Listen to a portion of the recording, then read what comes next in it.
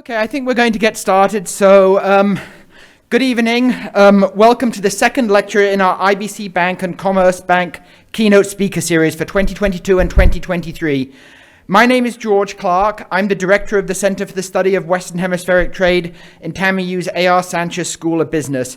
Our center, together with help from Commerce Bank and IBC Bank, bring speakers to talk about topics in the areas of international trade, economics, finance, demography, immigration, and governance. And so we're excited to have you here again. Before introducing today's speaker, I'd like to thank our sponsors for supporting the event. So IBC Bank and Commerce Bank. With their support, we've been able to bring many thought-provoking speakers over the years to TAMIU and Laredo. So I'd like to thank them.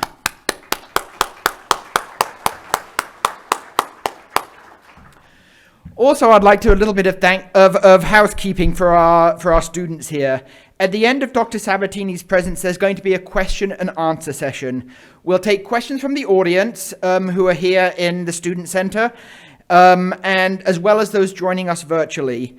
For those who are in attendance, just raise your hand, and one of our Dean's Council members, student assistants, is going to come over and bring you a microphone. It's important you get the microphone before you ask the question so the speaker can hear you, and also so the online attendees can hear you. For those who are attending virtually, you can submit your questions using the Q&A feature in WebEx, and then I will read them to the speaker. And we'll try to address as many questions as we can that our allotted time allows. For students attending in person, if you're coming on behalf of one of your classes, you should have your student ID scanned at the door. In addition, you are provided with a QR code which will take you to an online form where you submit your class information. Finally, you'll scan your ID when departing once the lecture has ended. For students attending online, your class information should have been included when you submitted your registration for the talk. So today's speaker is Dr. Christopher Sabatini. Dr. Sabatini is a senior fellow for Latin America at Chatham House in London in the United Kingdom, and he was formerly a lecturer in discipline in the School of International and Public Affairs at Columbia University. He founded Global Americas, a research-oriented nonprofit organization.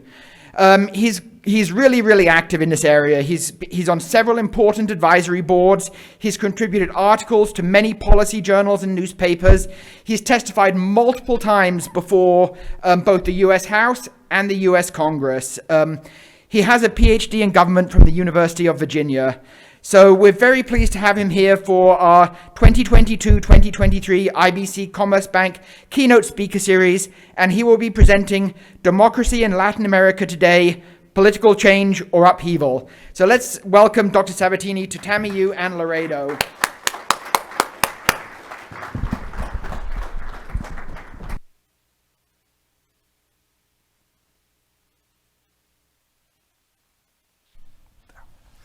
Welcome. Thank you very much for coming. I came all the way from London. It's a pleasure to be in Laredo.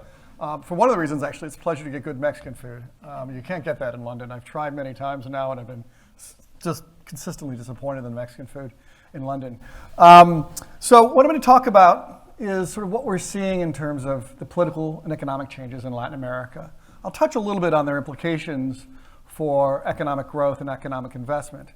But of course, if you read the news recently, people talk about this leftist wave in Latin America that's sweeping in countries from Chile to Colombia, Argentina, to Peru, to Brazil now with the elections that elected and returned Luis Inácio Lula da Silva to power. We're talking about that, but also a deeper phenomenon, because as I argue, it's not just a question of a secular movement to the left in Latin America. What we're seeing are deeper trends about the fragmentation of party systems, about growing citizen dissatisfaction with democracy, with their economic opportunities, and consequently also the rise of populism and outsider candidates that represent a real threat to democracy in the region and to political stability over the long term. And then I'll talk about a few other things. And in putting together this talk, oftentimes when I'm lecturing, I'm also a professor of practice at the London School of Economics.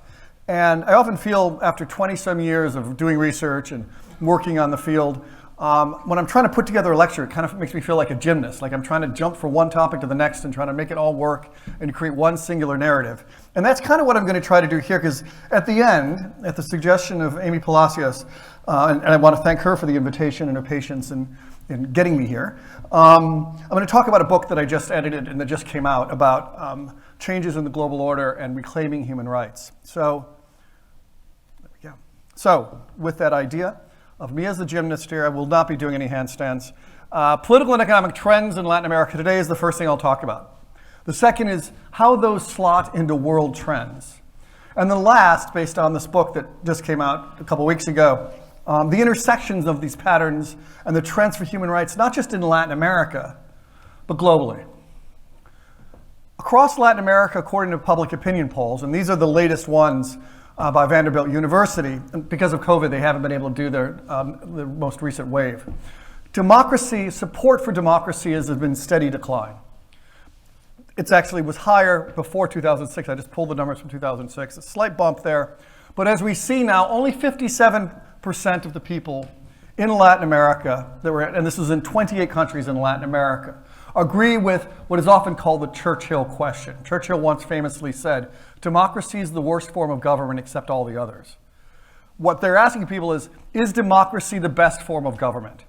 And only 57% of the people say that they support democracy, a bare majority. And if you note, actually young people are less supportive of democracy. And that kind of makes sense. Economic opportunities, as they'll talk about, have become more and more restricted in Latin America. There's been significant reductions in poverty since the 1980s. But the opportunities with social mobility, meaning the possibilities that a child could reach an economic status better or higher than their parents, that possibility has diminished in Latin America. And we're beginning to see that backlash and the sort of the blame placing on democracy. And in fact, if you ask people if they're satisfied with the way democracy works, and honestly, no one's always satisfied, nor should they be, with the way democracy works. Democracy, as they say, is both a means and an end. It's something that you aspire to, but you need to always work on it. But the levels of lack of confidence in democracy in Latin America today are staggering. You see that only 25%, I have my glasses on, 26% of those in Panama, for example, are satisfied with their democracies. Canada is obviously at the top. They're Canadians. Why wouldn't they be satisfied with their democracy? They're always happy. But Peru, 26%. Colombia, 29%. Argentina, 35%. And what's also interesting, again, younger people are much less satisfied with the way their democracies work. And I want to add something else of why they think that is many of these countries came out of very bloody dictatorships, suffering disappearances and human rights abuses and torture. In the case of Argentina, for example, more than 10,000 people were killed from 1976 to 1983. But that's a different generation. So older people suffered that, but we've lost a sense of the purpose of democracy. And we've also lost a sense, in many cases, which I'll talk about, of turning over political leadership in a way that represents those demands. At the same time, and we're seeing this obviously in the United States, trust in elections is continuing to slip. Why is this important? Because elections are fundamentally the way in which we choose our leaders. It's the way we demand accountability of our governments. It's the way we express our preferences for specific policies. And if you don't trust elections, and in fact, if you once said in an interview in the Washington Post, elections really are a leap of faith. You go, you deposit your ballot, and then you just trust that what's spit out at the other end is somehow verifiable, is worthy of your confidence. And in fact, we've lost that, whether in Mexico, Brazil. We see with the recent presidential elections, the current President Bolsonaro was trying to basically sow doubt about the security and integrity of the electoral process. And as a result, there are currently protests in Brazil demanding that Bolsonaro not accept the results. Meanwhile, they had been certified by the Supreme Court, certified by external auditors. But elections simply are becoming less trustworthy, or at least in the eyes of these people. And when that happens, there's simply more an opportunity for conflict than the resolution of policy differences. So only 38% of the people in the 28 countries in Latin America believe that they have trust in elections. Now let's turn to the economy. As we see, this goes from 1960 to 2021. And we do see, and this is one of the things you'll hear people talk about when they talk about Latin American democracies. Oh, people are really upset because of growing inequality, really upset because of lack of economic growth. They're right in the latter, but not so much in the former. The truth is inequality has really plunged in Latin America. Latin America, however, remains the most unequal region in the world. Nevertheless, throughout this whole era of economic growth, much of it sort of coinciding with the transitions to democracy as we see, what we've seen recently has been a boom, which I'll explain why, in economic growth, GDP growth, but then also suddenly the drop-off. And basically starting in 2008, 2010, and then a brief peak, and then a drop-off again, and then a brief, and now by most accounts, Latin America will grow probably around 3% this year, which is not sufficient to make up for that dip that you see after 2010. Because in the time from 2000 until 2010, more than 50 million people in Latin America moved out of poverty and joined the middle classes. Now, a very thinly, roughly, fragilely defined middle class, but the middle class in which they had income stability, their children oftentimes went to college. What happened after 2010 is those 40 to 50 million people, tens of millions of them slipped back into poverty. So, and we don't know, as political scientists and as students of, if you will, sociology, what happens to people's attitudes, not even when they're poor, but when they actually fall back into poverty. That has to have a huge, devastating effect on their own perceptions of the legitimacy of their leaders and their own prospects for the future, much along the lines of what we saw before. This is actually the URL if you ever want to go and visit it. Now, why wasn't Latin America so, if you will, sort of bipolar in its economic growth for that period? Because it was growing very well in 2000. And the reason is commodities. Latin America, despite its development, still remains a commodity dependent economic system. Brazil exports primarily iron, soy, wheat, corn, beef. Argentina, wheat, beef, corn, soy. Chile, copper. Peru, copper. A third of Chile's export income depends on copper. Colombia, coal, oil. Venezuela, 98% of Venezuela's exports are oil. And as we all know, commodities are very volatile. That brief moment when we saw when things improved, starting in 2004, that was because China and India sort of became or started their moment of really rapid growth, growing by over 10% per year, particularly in the case of China. And that created a demand for these commodities, but it also created higher prices because as the demand increased, obviously the demand in more developed countries remained the same. Not coincidentally, in that period, from 2005 until about 2008, until now, Brazil, China, let me rephrase this. China is the #1 export market for Brazil, Peru, Uruguay, Paraguay, Argentina, Venezuela. I think that's it. Ecuador and Colombia, no. And that shifted from being the U.S. being the primary export market to China being the export market. China has become a large player right now in Latin America. It sponsors study tours. It invests heavily in bridges. It has a police training center in Nicaragua, which we don't really know why. It has a space station or a telescope in Argentina. It's become a large actor in the region. But when China's growth cooled, so did these economies. So they basically hitched their wagon to China, and when China sort of began to experience a number of problems, and China this year is only expected to grow by 4%. Sounds like a lot, but when you're accustomed to 10% growth, that's a real dent in your export earnings. By the same token, all those commodities the Latin American countries were exporting, basically that was a windfall. That money went in the door and out the door.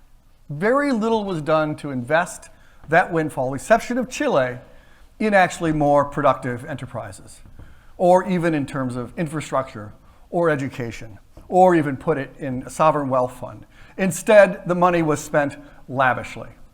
oftentimes in massive corrupt projects. In Brazil, for example, there's a $2 billion scandal between infrastructure companies and the Brazilian oil company that resulted actually in the brief jailing of the president-elect now of Brazil, Luiz Inácio Lula da Silva. So they failed to really reap any long-term benefits from this windfall, and now they're paying the prices. And consequently, as you see, the prices of commodities are going back down, but because of the war, will go back up. The second problem economically these countries are facing is in inflation. They briefly had inflation tamed. This is obviously just for 2021. But in the 1980s, Latin America was sort of the home of hyperinflation. Argentina, for example, at one point had inflation of 20,000%. I don't even know how you do anything with 20,000% inflation. Bolivia had inflation rates of 30,000%. In fact, its inflation rate was so high that their primary import was currency, the paper that they printed the currency on. Luckily, as a result of a wave of reforms in the 1990s, inflation was tapped back down. But now we're beginning to see it rise. Brazil's this year is going to be about 10%, probably a little under because the president actually increased fuel subsidies. But we see other inflation rates in Colombia, Chile, Mexico, Peru approaching 8%, which is high for Latin America, especially a region scarred by decades of chronic hyperinflation. As a result of this, as a result of lower than expected economic growth, as a result of rising inflation, as a result of even the lack of social mobility, and I'll get to that in a second, what we see is more and more people are worried about the economy. 56% of adults, more than half, believe that the national economy has gotten worse in the last 12 months. That's not even to compare it to their reflections on what had happened, say, 5, 10, 20 years ago. Also, again, if you look at this disaggregated by country, what you see is that people are much more pessimistic. Again, Canada, they're still optimistic. It's those Canadians. 19.6%, still feeling happy. It's the maple syrup. But Nicaragua, for good reason. Argentina, for good reason. Argentina, for example, this year, its inflation rate's going to hit about 100%. 100% in Argentina. It basically is in debt for about $44 billion that it can't pay back. Honduras, Panama, even relatively stable countries like Chile, 31% of the people are not optimistic about their personal fortunes in the economy. Brazil, 30%. This doesn't bode well. It doesn't bode well for people's sense of expectations about the future. It doesn't bode well for their commitment to the political system. But there are other headwinds now today as well. The first is, as I mentioned, the growth of poverty and inequality. We still don't know precisely, and this goes to the point of long-term scarring effects, what exactly the effect of COVID and the lockdowns were in terms of economic stability. In Latin America, informal sector employment, that means people are employed in a sector in which they don't have access to health insurance, they're not formally on the books, they don't have access to pensions, for example. They may just be selling mangoes on the street, or they may be, what have you, chambermaids, or the like, or even sort of larger, involved in larger industry, represent over half the workforce in Latin America. Half the workforce is working off book. Half the workforce oftentimes is living hand to mouth. What that means is during COVID, many of those people who really survived on the hospitality industry, or survived on small-scale vending, were simply lost. I mean, in terms of their income. And the international financial institutions, and I'm looking at George because he used to work at the World Bank, so I'm holding you responsible, has failed to develop effective social safety net programs for this very vulnerable sector. And we still don't know how they've done. We're only beginning to get data now in terms of the increases. But as I say, poverty now across the region is expected to reach about 40% of the population, 40%. Okay, and that, again, is at a time of boom. It's one thing when poverty is stagnant or static. It's another when it's on the increase.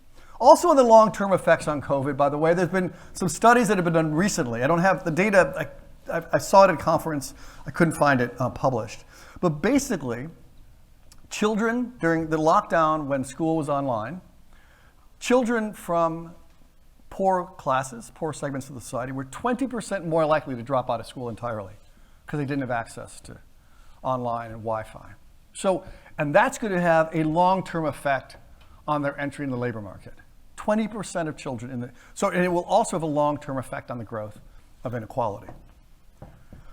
As I mentioned, I'll talk about this in a second too. There's limited fiscal space for expanded social programs because of the social packages that many of these countries implemented. And as I mentioned, the world economy is growing more slowly. China is expected to only grow by 4% this year, and probably not by much more, at least in the near term. So here is somewhat dated data, because it isn't current, but you can already see again that poverty and extreme poverty are on the uptick. After steady reductions going back across, we see, we started 2001, a steady reduction of poverty, and it's more or less a steady reduction of extreme poverty. They're on the uptick after 2015, and again, we still don't know the effects of COVID. Fiscal conditions. Let me just explain a little bit of what this graph is. What we're saying here basically is that debt as a percent of GDP, public debt as a percent of GDP, is almost about 80%, 75%. What that means is several things. First of all, this limits the ability of these governments to implement social programs because they're not getting, the economic growth isn't occurring, so they're not getting the revenue to be able to fund those programs. By the same token, as debt increases, they really become very risky bets for development banks or even private banks to lend to. So their ability to raise money to address these leaky social safety nets has been severely limited. I would also add to this, and I was just on a call today, because the United States has raised interest rates, because it's raised interest rates, it's going to raise interest rates more.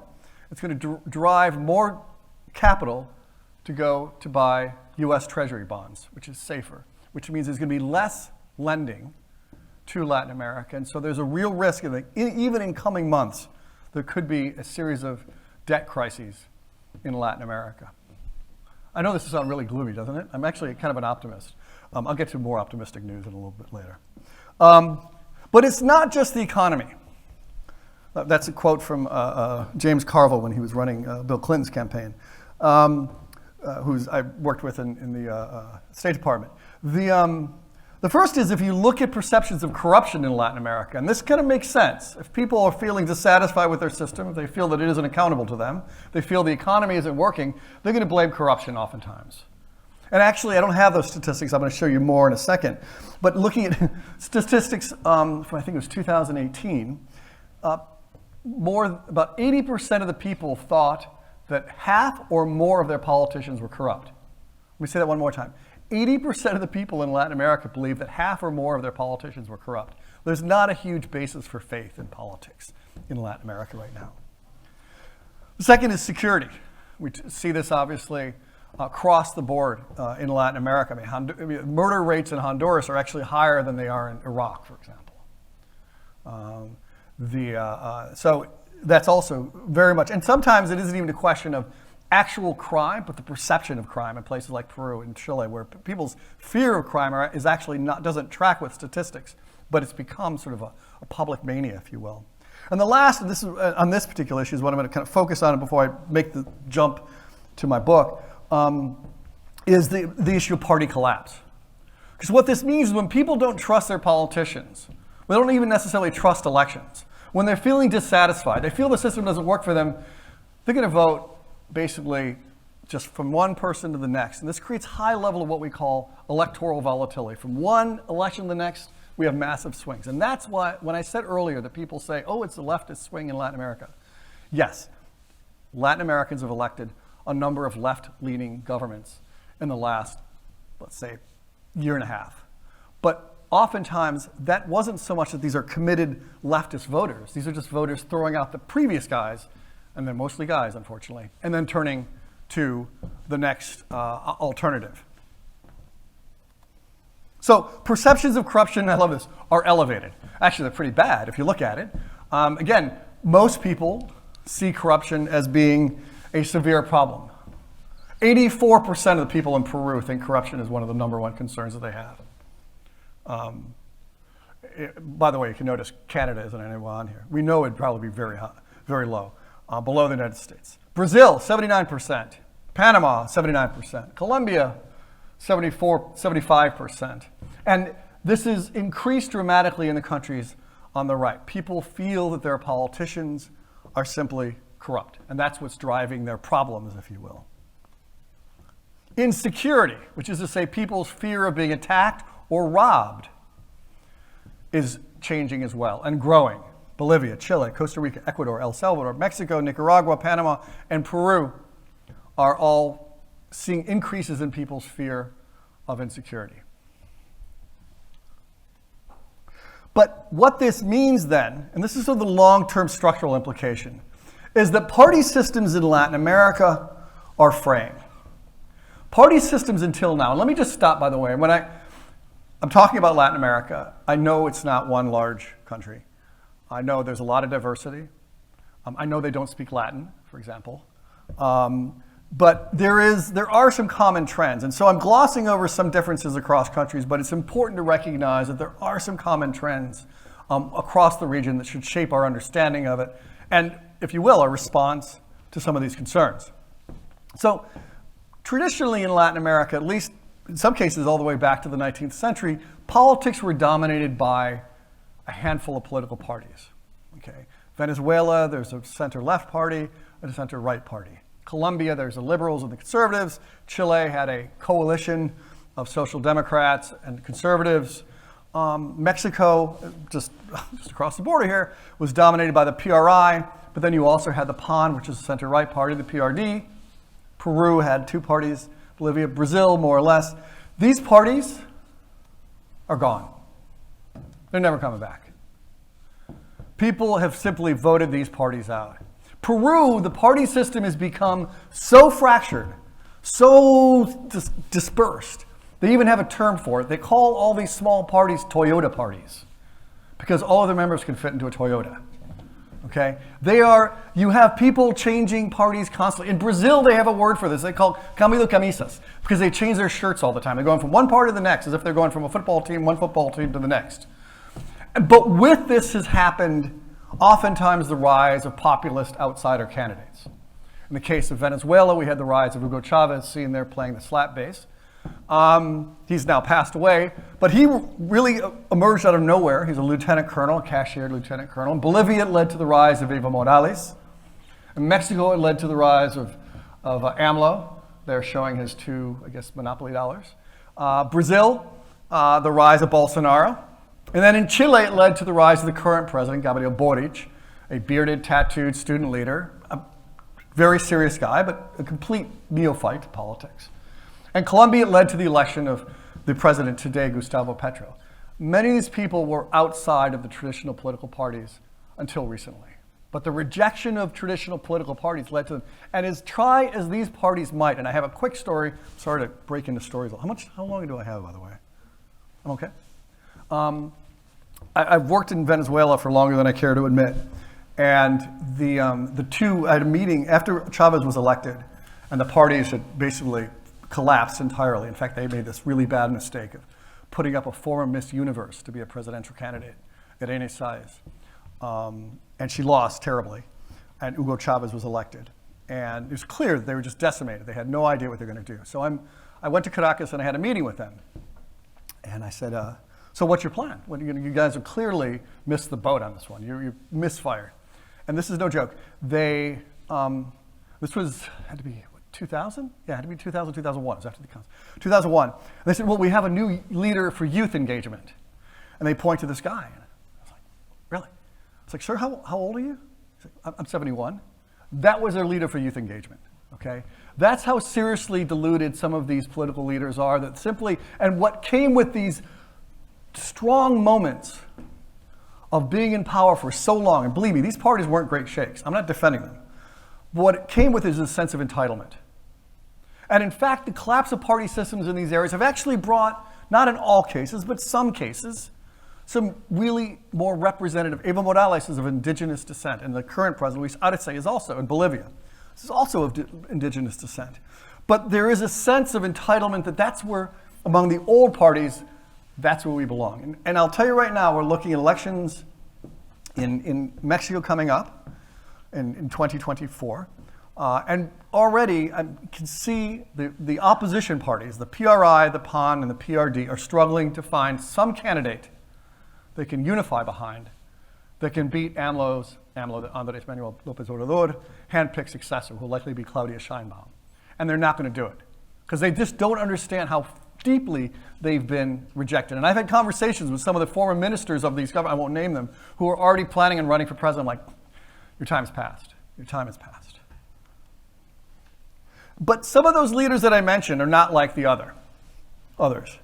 Because what we're seeing in some cases is the rise of nationalist populism. Okay? That's Mussolini, by the way. That's not any current Latin American president. What does it mean to be a nationalist populist? Because it's not an ideologically defined term. I get into this argument all the time with my colleagues who are like, oh, populism is just a term, it's overused. Partially right. But I believe it does have a certain utility. What it means is populists are those who claim that they speak on behalf of the dispossessed. They tap into anger and fear. They claim to embody the popular will. They stoke sort of hatred against a perceived corrupt elite. And because they believe they speak for the people, they also then believe that they have little tolerance for checks and balances on power. Because if you speak for the people, who can speak against you, right? I speak for the people. You have no right to tell me what not to do or what to do. Those are populists. I would say in this category, we see, and I don't mean to name names, but I will, Hugo Chavez. We see, to a certain extent, Gustavo Petro, president of Colombia. And what's interesting in these cases is that there's no necessary ideology. If you think about ideology, we often think about it as a spectrum, left to right. Ideology actually sort of loops around. In the middle, you have sort of the extremes of both left and right. Okay? And in that extreme, you have people like the current president of Mexico.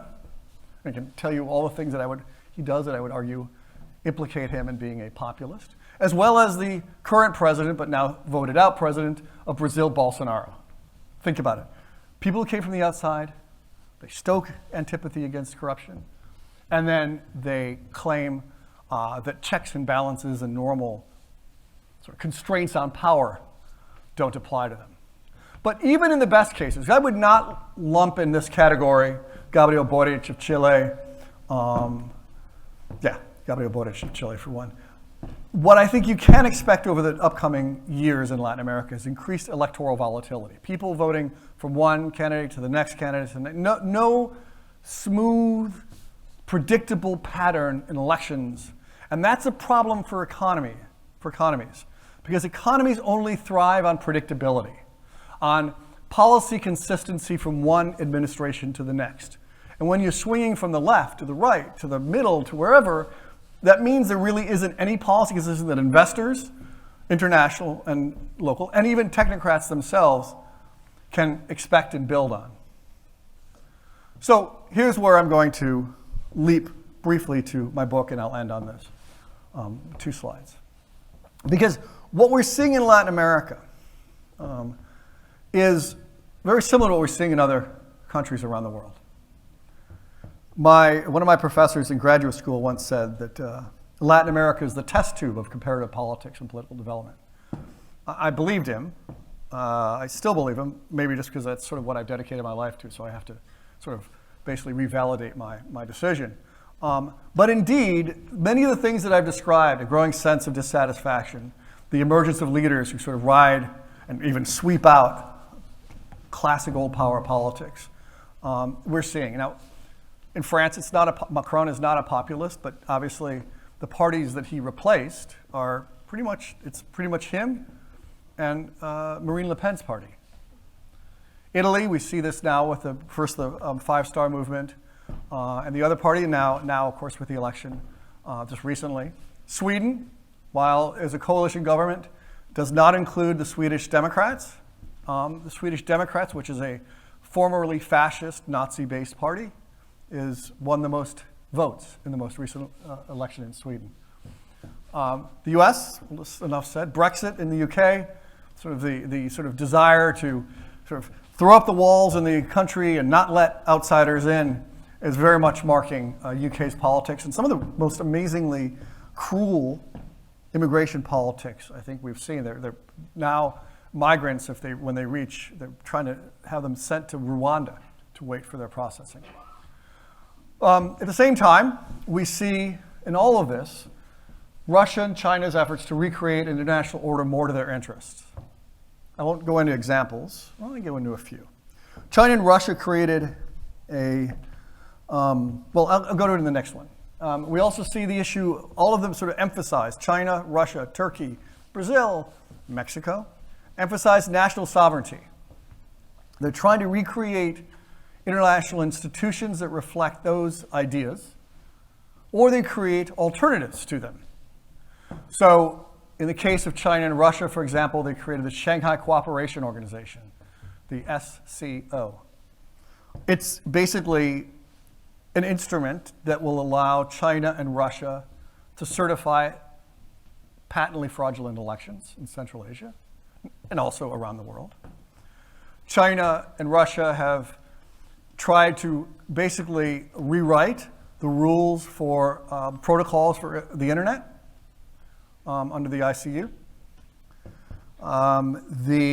And what's also happening is, and this comes to the sanctions part, as the US and the world puts sanctions on these sort of dubious leaders, governments, for corruption or invasion or refusal to respect electoral rights, what we're seeing is that Russia and China, even Turkey, are more than happy to trade with them. So I mentioned Russian companies now own a large chunk of Venezuela's oil fields. China buys most of Russia's oil. It also buys most of Venezuela's oil. So you're seeing a real split. Again, I'm not trying to sound alarmist here, but you're seeing a genuine split in the world that really didn't exist. I'm not saying this is the Cold War, but in many ways it is an effort to sort of divide the world into two different camps. Which brings me to my shameless self-promotion stage of the talk. I just edited a book and published a book called Reclaiming Human Rights in a Changing World Order. And basically the book argues many of these things. It's not a book focused on Latin America, and I'm not trying to sell you copies. In fact, I didn't even bring copies. But basically what it's arguing is that what we're seeing in Latin America is something that's being reinforced in many other places in the world.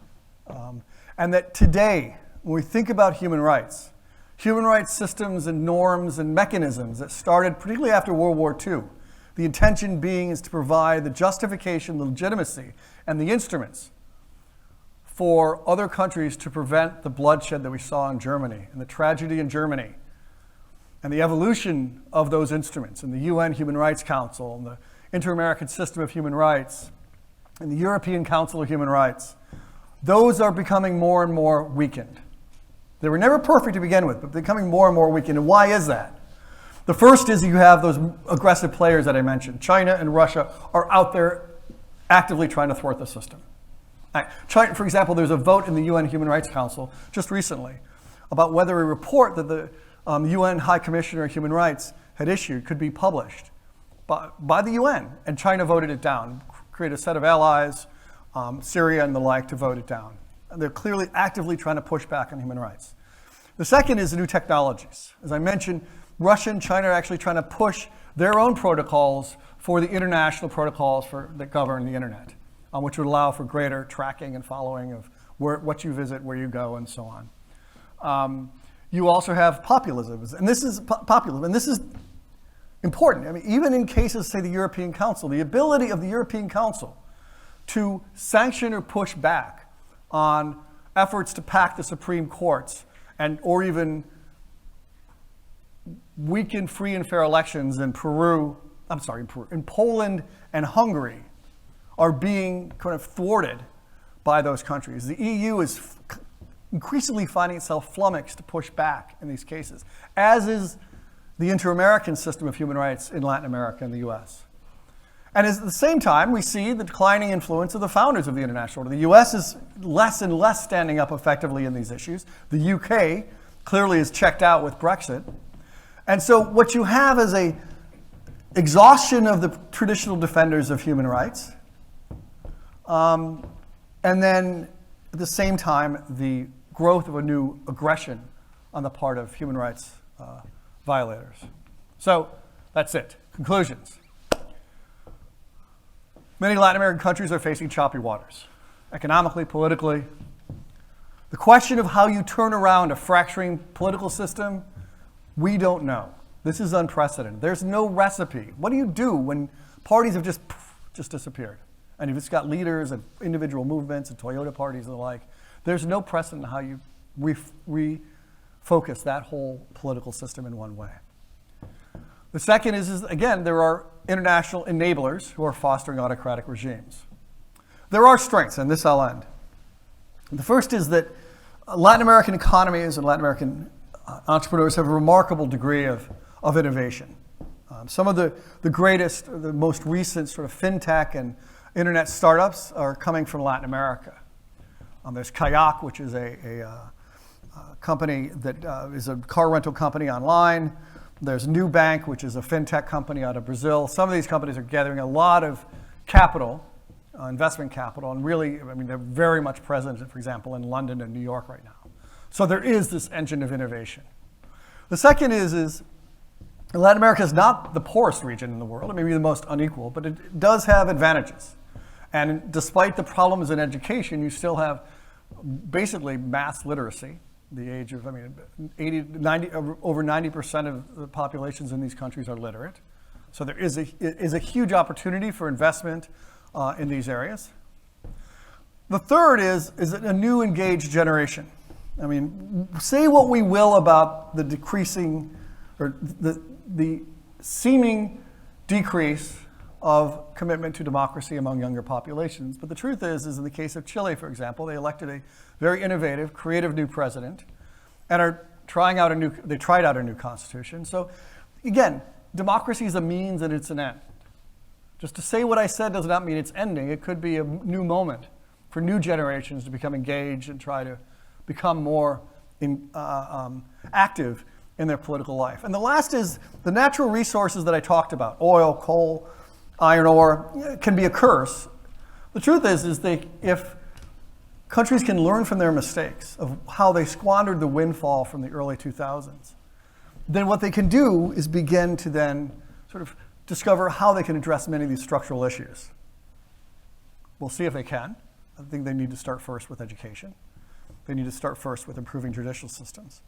But the good news is in many ways, the COVID moment and its aftermath could provide somewhat of a wake-up call in ways that didn't exist before, when they still had the boon of economic growth spurring from commodities. So with that, I'll leave it open for questions. Thank you.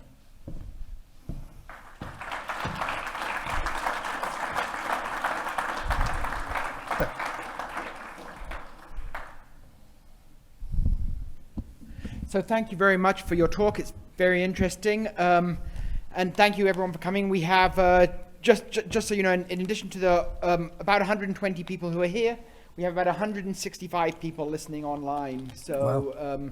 So we have a big audience. So I hope there's lots and lots of questions. So if you're online, if you can type your questions into the Q&A session, and I can read them. If you're in person, just stick your hand up, and we'll have one of our student people bring a speaker to you.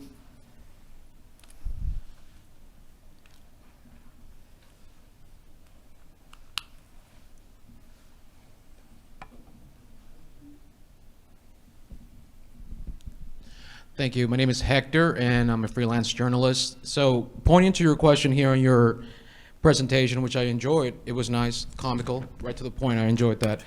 So, you talked about the fragmentation of political institutions in Latin America, and then at the end of the chapter of your presentation, you talked about how the new generation may possibly tackle this new task. Now, you may already have this on your book, so I'm just going to follow up with the next question. Now, as you've mentioned, this idea of human rights, this is my final question. I'll hand it off to you. This idea of human rights, as you've seen geopolitically, it has been rinsed of its neoliberal bulwark. As we know, it increases its skepticism with all the intervention. So how will the next generation tackle this issue? Okay, so let me answer, I think was your first question, Hector, which is, how can the next question sort of start to reform these political parties? And again, I think we're beginning to see the seeds of this in the case of Chile. Chile now is, if you will, it's going through a surfeit of parties, the proliferation of parties, but the current president and others are beginning to realize they need to come together a little bit more to form more cohesive alternatives. And so I think with a new leadership, and in the case of Brazil, for example, I didn't mention this, and this was the problem in the Brazilian elections. It wasn't just the competition between a right-wing populist and a formerly incarcerated president who's 76 years old. Not that I'm ageist, I'm just saying. Was that it prevented the emergence of other new leadership that exists in Brazil. The governor of Rio Grande do Sul is actually a former student of mine in Colombia. That does not make him qualified to be president by any stretch. But he's pragmatic, he's innovative, he's probably in his late 30s, he's a real star. Those are the people, I think, that when we clear out some of this shrubbery of other leaders that will emerge, and I think they will help sort of recast these party systems along more centrist lines. Because the truth is, if you look at public opinion polls in terms of people's orientation, left, right, the majority of Latin Americans are actually quite centrist. It's just the systems have been throwing up extremes, if you will. Now, to your point about human rights, you're absolutely right, Hector. The truth is there's a broad overreach. I mean, the RWP, the Responsibility to Protect, R2P, in which the U.S. and the UN justified under a treaty going in to Libya and then to protect people from Muammar Gaddafi, but then bomb the hell out of the place and basically created chaos, was certainly an overreach. And certainly the same thing with George W. Bush in Iraq. And even in the case of, that R2P was during the Obama administration. I think there are two things that need to be done. I think we do need an honest assessment of, because we have legalized too many things, if you will. In terms of we've vested too much in terms of human rights or defined it in terms of human rights. I think we need to be a little more modest and minimalist in that. The second issue is what we haven't done internationally is ever give enough support, centrality to the International Convention on Economic and Social Rights, which was the other component, the Convention on Political and Social Rights, Political and Civil Rights, and then the Convention on Economic and Social Rights. And when many countries of the global South complain, and their citizens complain and ask, well, what has human rights done for me? What they're also meaning is, but I'm still poor, still don't have access to potable water, still don't have access to adequate housing, so human rights is kind of distant to me. And so I think in sort of reconsidering the limitations of international activity on political and civil rights, I think we also need to understand a little bit more to re-centralize economic and social rights to help re-vindicate this. And I will say, I think the new generations, I will just say, in doing the book, brought together a group of, it must have been about 40 youth from around the world. And this quote is in the book. One of the women who's from South Africa, black South African woman, said, she goes, I asked her, it's like, so do you still believe in human rights? And she looked at me, she goes, I grew up with human rights. That was the air I breathed. We still need it. We just need more. And I think that was absolutely right. I don't think it's the utility of it, the import of it is not lost. It's just a question of how we begin to re-understand it and reapply it. Any more questions from the audience? There's one over there.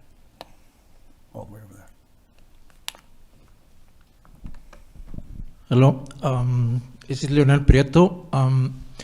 I think that Latin America reflects, as you suggested, worldwide trend, okay, because you mentioned several developed countries, the US included, okay. What we have seen in the last perhaps 2 decades or so is an increasing fragmentation of many societies, okay. And the partition of the war in what seems to be at least 2 blocks are supported by some countries in the South that we have seen in the support some countries, for instance, or at least keep quiet in the case of Ukraine war. Is that feeling that the dominant war order had not been, how can I put it, honest, or had not been of much benefit to many people, to many countries and to many people in the world. So there is kind of at different levels within countries, perhaps not aware of this, within new governments or populist politicians, this kind of opening up of uncertain space to change things, okay? Because things have not been good for many people for many, many years. So yes, first of all, let me say, Legrand, I'm not implying that things were great before and now people are rejecting what were, what was sweetness and light. They weren't good. But I do think, as you're implying too, there were many fumbles. In fact, I was just talking, again today actually, to a diplomat from South America, and I was complaining about why is it that his country in particular had not voted to condemn Russia in the UN General Assembly, and had not voted to kick Russia out of the UN Human Rights Council. And he's like, you want to know why? Because when Western countries came to us telling us how to vote, they did it one day before the vote. They had already cooked up the entire proposal, didn't share it with us, didn't tell us about it, didn't ask our opinion. This particular person said, they invited us to the party just a few hours before it was about to begin. And then they said, do you want to join us Western countries? It's like, well, they define it as the West. They just took it as a sign of disrespect. And so for many of these countries, we've asked them to sign on, invade Ukraine, invade Iraq, before you had slipped there. And we did it too late. And that's why I think there is a need to better understand and recognize the long-standing grievances of these countries about past behavior, and understanding that while we may have enjoyed boom moments and secular growth of social services and social benefits, many countries haven't. And so I agree with you. It's not to paint a rosy picture of the past. Okay, I have a couple of online questions now to give you. So the first one is from Kendall Hershey, and they want to know, your longitudinal data on election fraud did not go back many years. Do you really believe that people in the 1960s or 1970s in Latin America thought elections were fair? That's true. Well, the truth is many places, many countries in Latin America in the 1960s and 70s didn't have elections. So the timeline can't really extend that long. You had a military coup in Brazil in 1964 rather, which didn't have elections. You had multiple military coups in Argentina, 67, 76. So you didn't really have elections that could be evaluated at that time. In Mexico, basically from as the joke goes, in Mexico under the PRI on election day, the dead walk and the dead vote. The starting point wasn't arbitrary because it's difficult on how far back you can go. So. Okay, our next online question is from David Lamb, and he wants to know, do you see one country as world number one in 50 years? World War III inevitable or something different? Okay, world number one, basically China is on the path to become the world economic power. Whether it can do that There are some clouds on the horizon. A housing bubble, for one thing, that may actually have the same effect, except worse than in the United States with this subprime crisis in 2008. Second problem is we just saw the Communist Congress in China that basically demonstrated that Xi Jinping is almost going to be president for life.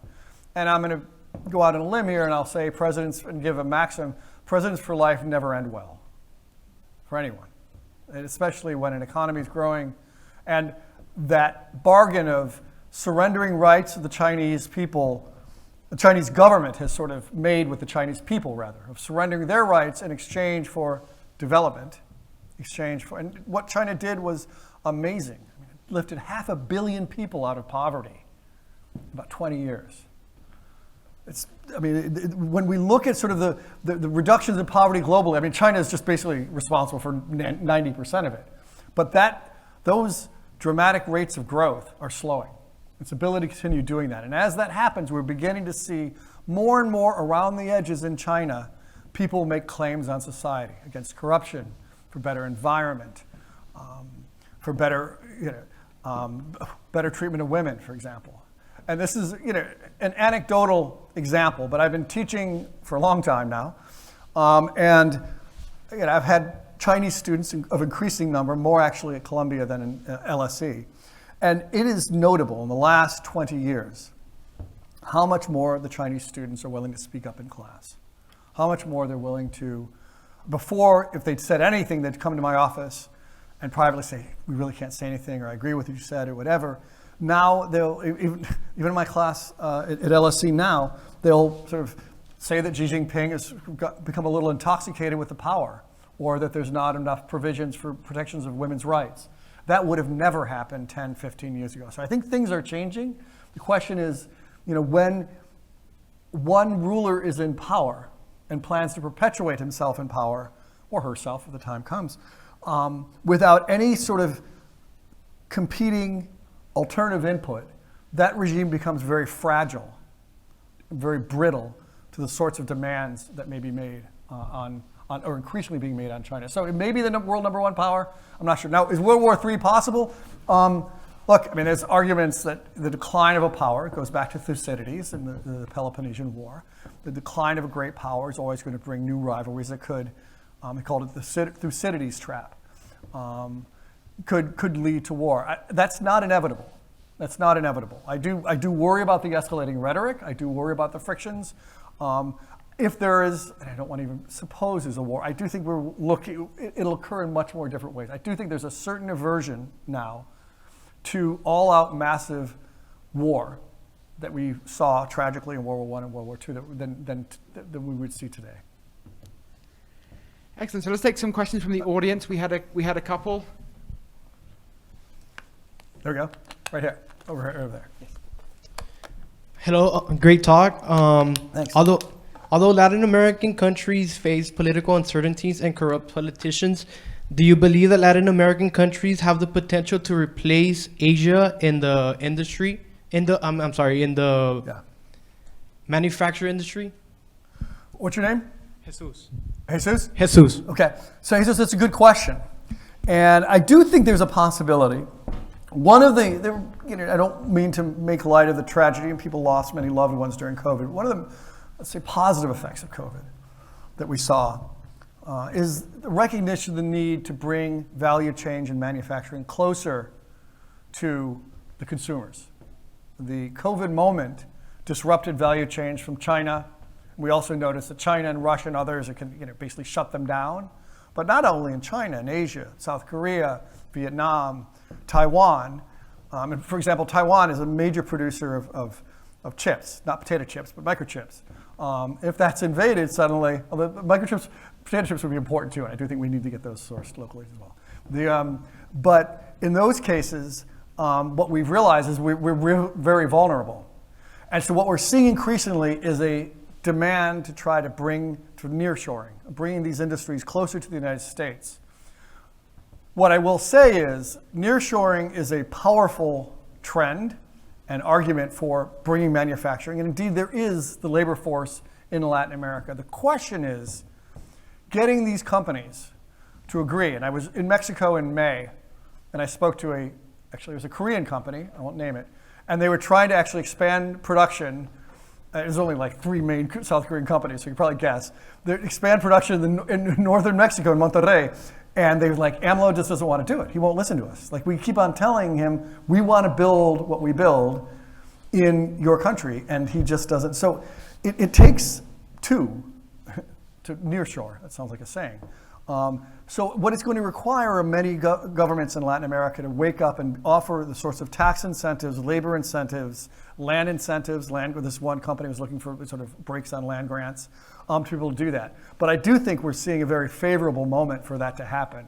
I'm hoping, and I think it will happen. Colombia is trying to do it, that governments will wake up and seize the day. In the case of Mexico, Jesus, the good news on that story was, while the national government wasn't paying attention, the governor of Nuevo León was, as was the mayor Colosio of Monterrey. So yeah, people are paying attention, and I think it's and when that happens, and you get to have this type of integrated economy and supply chains that have driven development in Asia, for example, the flying geese model that Japan sort of promoted, or development in Europe. Professor, Yes.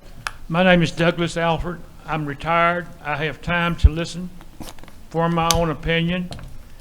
Do you think that your lecture tonight about South America, Central America, could be applied the same to Africa?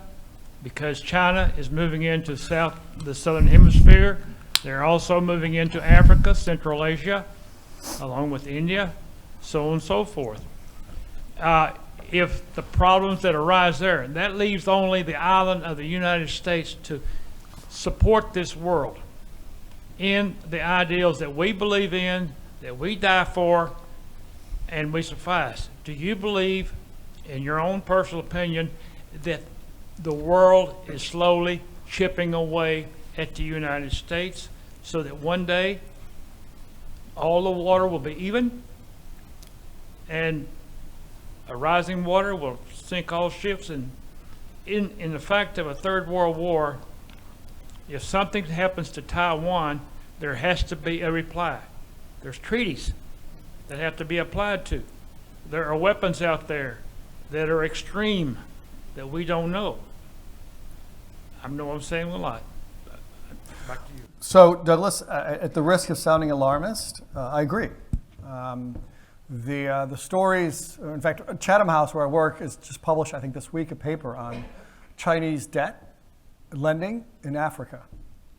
Arguing, I mean, if you look at, and in fact, my concern, what I didn't say, so let me answer generally. I'll give a few examples in Latin America why I'm concerned. The first is yes, China is engaging in a very aggressive form of diplomacy because it has the money and it has a strategy. And let's be honest, it's not a democracy, so it can spend it any way it wants to. It can go anywhere it wants and spend it pretty freely. So what we're seeing with the Belt and Road Initiative and its investment in infrastructure, we saw with a very aggressive policy on COVID vaccines, it's engaging in an effort, first of all, of soft diplomacy, one that the US used to employ very, very effectively from the 1950s on, of cultural exchanges and the like. But it no longer does. It's got a lot of walking around cash that is dedicated, and what it's doing too is it's providing, and this goes to your point in part that you mentioned, Lugan, of the U.S. used to provide a lot of assistance in big infrastructure development. No more. China is, though. They're building bridges, they're building dams, they're building, and that's in the fact when one quick story. So this administration, a friend of mine went down, and the idea was the U.S. was going to go to Colombia, Panama, and Ecuador, and it was going to sell our answer to the Belt and Road Initiative. But our answer was that the U.S. was basically just going to guarantee loans for U.S. private sector to provide infrastructure. Okay, they weren't actually going to build it for them. And then even worse is 2 of the countries they went to, Colombia and Panama, didn't qualify for this particular program. It was all show. They went down there and they had nothing up their sleeve. We're not responding effectively to this threat. on your point about a war and chipping away, well, I'll say, and one other story too is you go to Latin America. For example, there is I mentioned the creation of parallel alternative organizations that sort of intended to push back the China. There's one in Latin America called CELAC. It's the Latin American and Caribbean Council of States, state cooperation. China is the major funder of it, okay? And it has Cuba, it has Nicaragua. It doesn't, no requirements to be a member. It doesn't matter how human rights abusing or you are. China offered recently that it was going to start providing 500,000 apprenticeships, not even apprenticeships, to take members of those governments to go learn in China to learn the Chinese way. Okay? We're not even talking scholarships. At the same time, they're also providing scholarships and exchanges and so on. One last thing to your point about how we're maybe ignoring the threat. I used to have, when I was teaching Columbia, I had an ambassador, go unnamed, to the UN, U.S. ambassador to the UN, who he was talking about how difficult China was in the UN. And I said to him, don't you think, though, they're playing a long game here? That they're just, they're being difficult, but they're also providing support to these countries. And at a certain point, they're just going to call in all their chits and say, okay, we've invaded Taiwan, but remember that bridge we built? Remember all that, we can call in all these loans and send you into insolvency. And he's like, no, we think it's a win-win. Well, it's not. And I think now, luckily, I think the United States is beginning to wake up. I think it's beginning to do it a little too late, though. Excellent. So let's take a couple of online questions. There's one here from Patricia Morales, and she says, new generations are aware of current government fails, corruption, and all the things you mention. But this has happened in the past, where people try to rise and change things, but they get discouraged along the way. What do you think is different this time? What does these new generations have that will allow them to continue working towards change? Oh, that's a good question, Patricia. Okay, how do I answer this? I think, first of all, on a positive note, is we have generations that have a taste of freedom, that have many of the tools to do it. We can lament the worry about the effects of social media on political fragmentation and disinformation and all these things. But there is a certain level of expectation now about the goods and benefits and freedom that I think we're much more vigilant about that. In Latin America today, we can talk about, yes, there are threats to democracy. Yes, democracy is being chipped away. Institutions are being weakened. The electoral authorities are being politicized. But you will not see a coup d'etat in Latin America right now. There's not the possibility of basically army officers goose-stepping their way to the presidential palace and sacking them, because there's no tolerance for that. Okay, so I think there's our scope for demands of political liberty and justice and freedoms have expanded that will make it difficult. And I think the second thing, Patricia, that makes this time a little different is we know it. We see it. We're aware of it. I think in the past it was always sort of out there, but now I do think we're talking about it. And not just me, but I mean, I'm sure many of you're here. I know some of you are here because of classes. I'm assuming some of you are here voluntarily, that you do realize these are genuine threats. And I think that says a lot about the potential to become engaged in ways that didn't exist in the past. Okay, our next question from online is from Katalin Polinik. And she wants to know, as high commodity prices have forced central banks to accelerate interest rate hikes, what do you foresee in the near or long term to plateau these upward trends? And do you think this state of the economy is somewhat a new normal? I think it will be a new normal for a while. I think interest rates are going to remain high for a while. I think central bankers recognize, I'm not the financial person here, I'll look to Steve and George to talk, but I think central bankers, by and large, are still committed to fighting inflation, see their role in monetary policy as fighting inflation. I think that will remain, and that will require higher interest rates. That may mean a crimp in economic growth, but I think they see basically inflation as the bigger evil right now. So I think that's the first thing. I think once, back in the days of the commodity boom, there was actually a real liquidity excess in the financial system because there was so much money turning around. I think once we get to a normal of where wheat is allowed to flow. Argentina, by the way, its wheat exports are 80% less because of a drought. So just at the moment, there really is a perfect storm of a lot of things going on. Ukraine, Russia, drought. But once we get back to a point where there's a regular flow of commodities, especially foodstuffs, I think we'll see inflation begin to tamp down. Because some of this inflation is contingent on supply chain crises or also immediate sort of environmental. Then I think we'll begin to see inflation tamp down, inflation rates will come down, and I think with that, liquidity will re-increase, will return in international markets that will cushion the blow. That said, I'm not sure that won't happen for another couple of years, though. Thank you. Do we have audience questions? So my name is Osvaldo Leon. Thank you, Dr. Sabatini, for visiting Laredo. And I agree with you as far as Latin American nations moving towards both the left and the right as far as the populism is concerned. And you do mention in your presentation that that's one of the threats that Latin American nations are facing. But I recently read a book by Alejandro Peña Esclusa. The title of that book is The Sao Paulo Forum's Cultural Warfare. And I don't know if you're aware of that, but that forum basically it's like a bunch of left-wing nations, and it was started by Lula da Silva and Fidel Castro back in the 90s after the collapse of the Soviet Union. And so my question to you is whether do you think the Sao Paulo Forum is a threat not only to Latin America but to the United States as well? And thank you. Thanks, Osvaldo.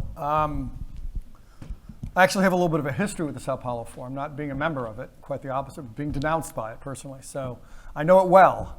And if you look at the members of the Sao Paulo, it's a rogues gallery, man. It is like the landless movement of Brazil, the FMLN, the FARC. These are all guerrilla groups. You know, many of them tied to narcotics traffickers. It's really, I mean, why Lula maintains his sort of card-carrying membership in the Sao Paulo Forum is beyond me. Well, I can get to what I think his foreign policy will be and why that carries over in his foreign policy in a second. I see it,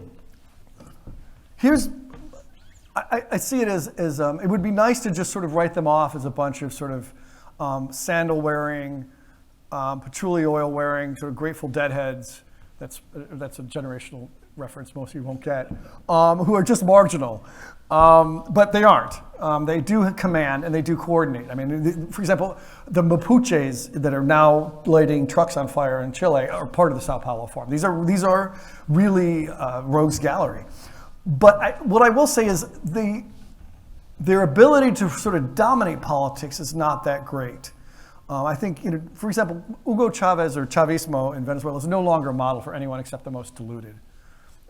Maybe a few academic professors, Noam Chomsky being another, would sort of see that as being a model. Where I do the Sao Paulo Forum is dangerous isn't so much in commanding the heights of politics in these presidential palaces. It is in using their foot soldiers, their activists in Chile or whatever, to stoke anger, to stoke discontent over declining economies. And so what I think they're better going to be able to do is just simply sow chaos and a sense of hopelessness among people.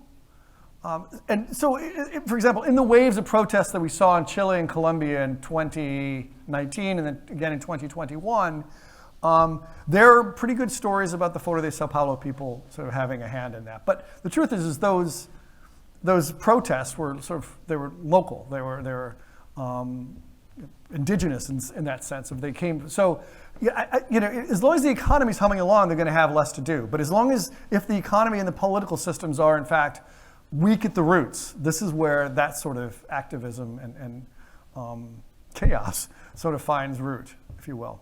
So, yeah, and just one quick note on Lula's membership. I mean, I do think his time in power wasn't so bad for Brazilians. It was good, but in many cases he did make common cause with a lot of those groups in Latin America and creating the UNISOR, which is, again, I was talking about alternative to traditional institutions, that was one as well. So we'll see what he does this time around in power in terms of his foreign policy and his echoing, if you will, some of the misguided visions of this Foro de Sao Paulo. I know that was incredibly partisan, but I think we agree, Osvaldo.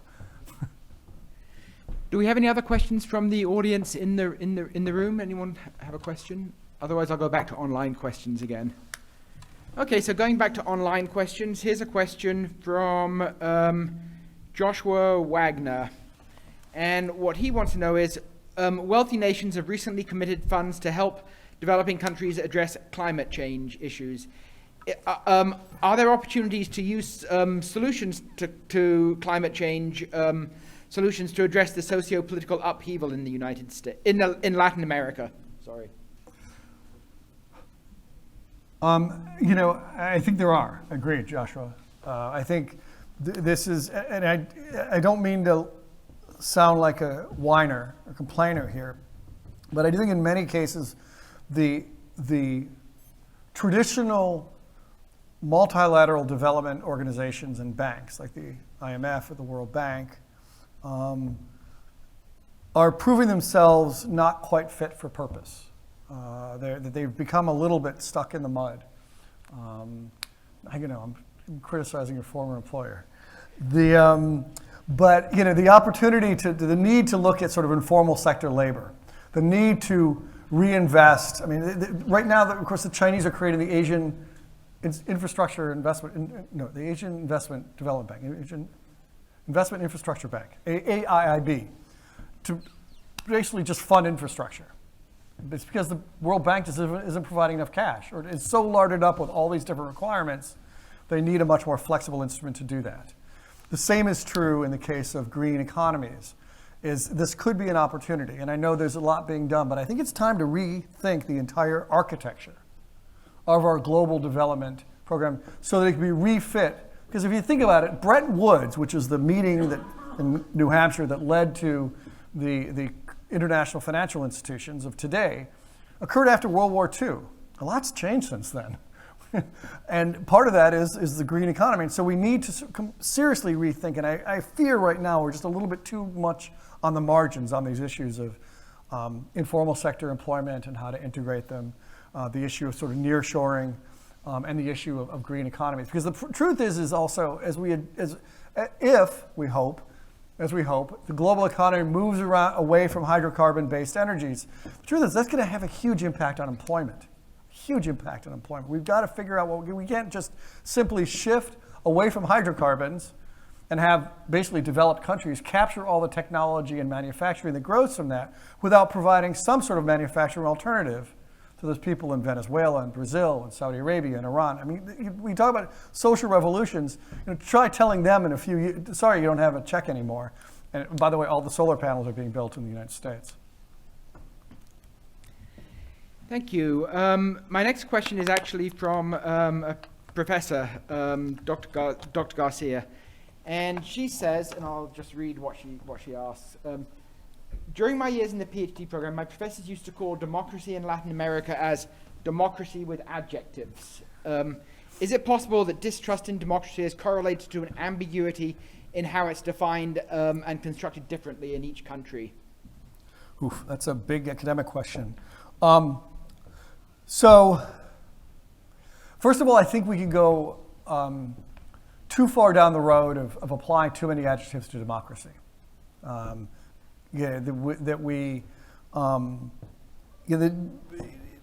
Democracy, ultimately what democracy is, according to former Yale political scientist Robert Dahl, is accountability.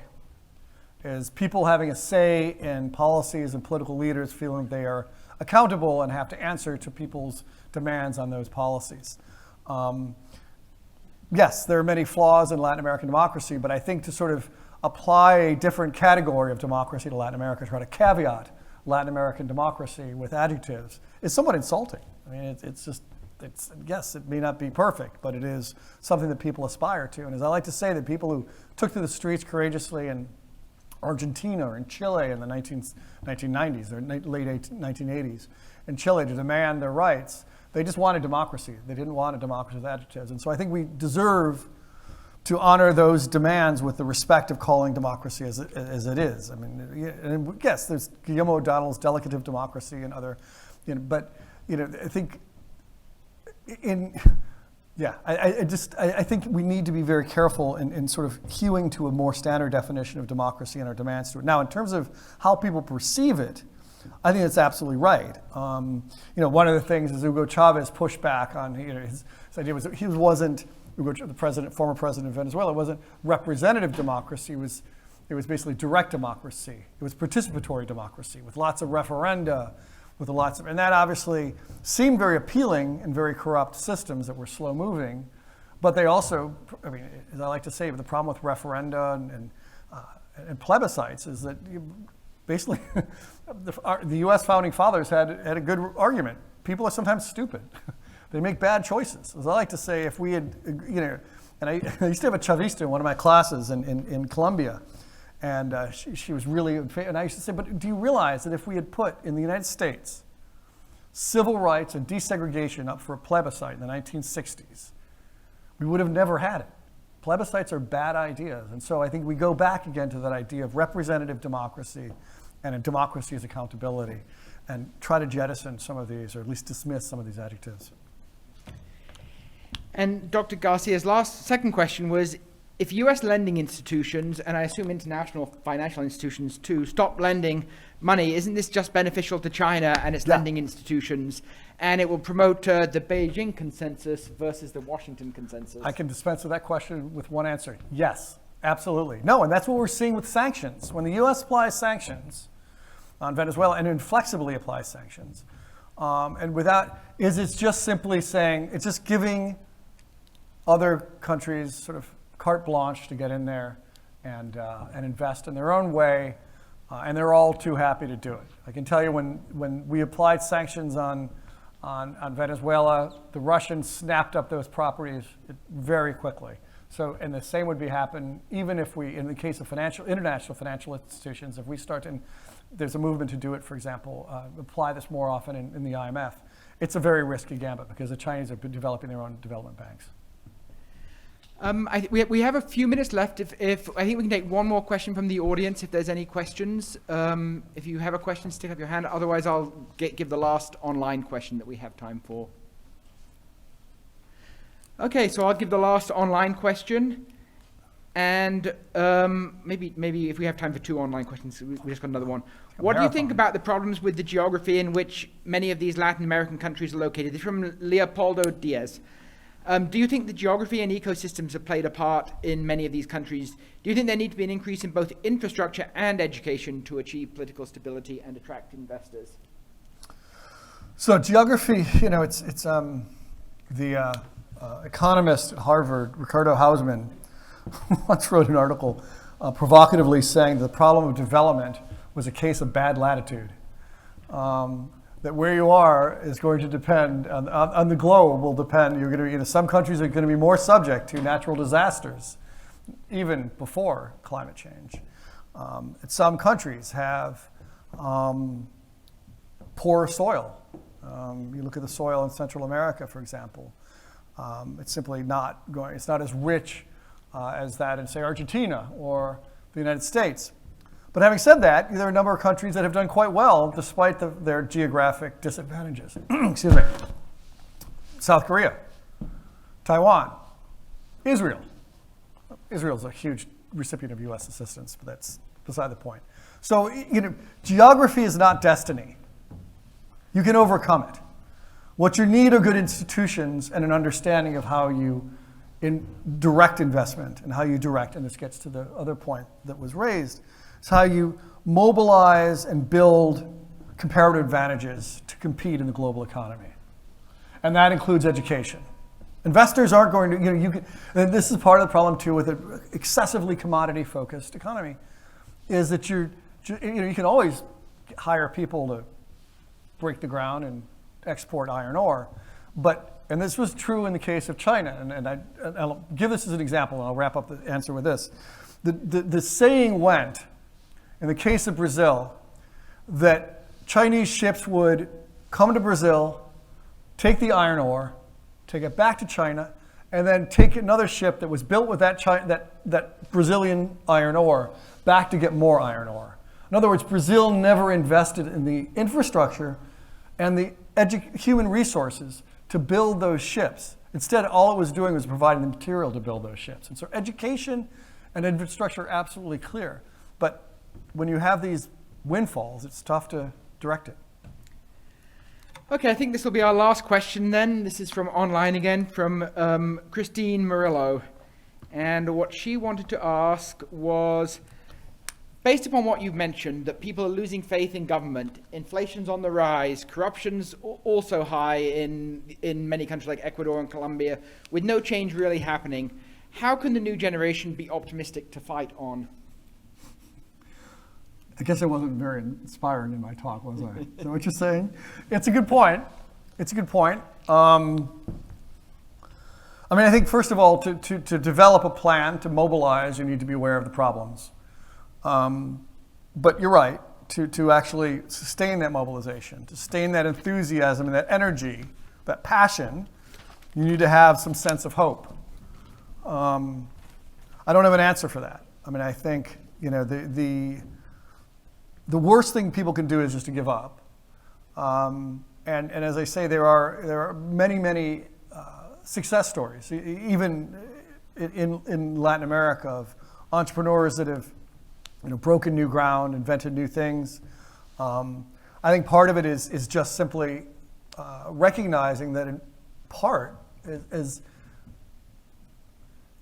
much as people may be disappointed in their democracies today, it's also worth looking back and remembering what it was like under the dark days of dictatorships. In Argentina, 10,000 people were killed. Some of them were just shoved out live while still living from helicopters over the Rio de la Plata. People would disappear. They'd get a knock in the dead of night, and their children would be dragged out of the house, and they'd never see them again. That doesn't happen anymore in Latin America. We also, and maybe I didn't give this enough in my speech, and it's a fair point, but we also need to recognize how far we've come. And again, for example, just one case, Chile.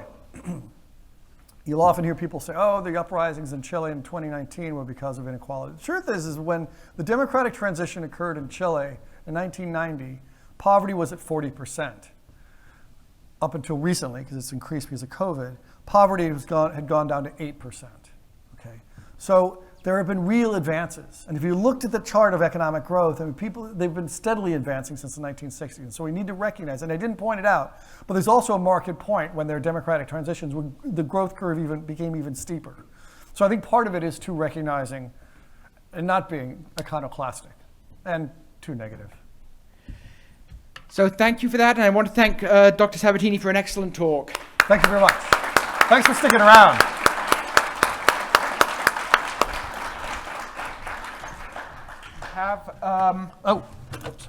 We have a goodies. gift for you. Oh my gosh. So if you want to Can I look? look at that. And meanwhile, I will thank everybody else. So Oh, wow. before everyone leaves, I'd like to thank everyone who's made this possible. I want to thank IBC and Commerce Bank for their generous support of this lecture. We couldn't do this without you. I'd also like to thank Amy Palacios, who's the Associate Director of the Center for the Study of Western Hemisphere Trade, and she manages all the details of the event, so I need to thank her for that. Finally, I'd like to thank the staff in the School of Business who have come and helped with this organization, and I would like to thank our student volunteers from the Dean's Advisory Council for their help. I'd also like to thank OIT for doing all the hard work they've done in broadcasting this lecture and helping us with the technologies, and to Event Services for their organization. So, and most of all, I'd like to thank all of the audience who came in person and the audience who came in line. You're what makes these events work, so thank you also for coming.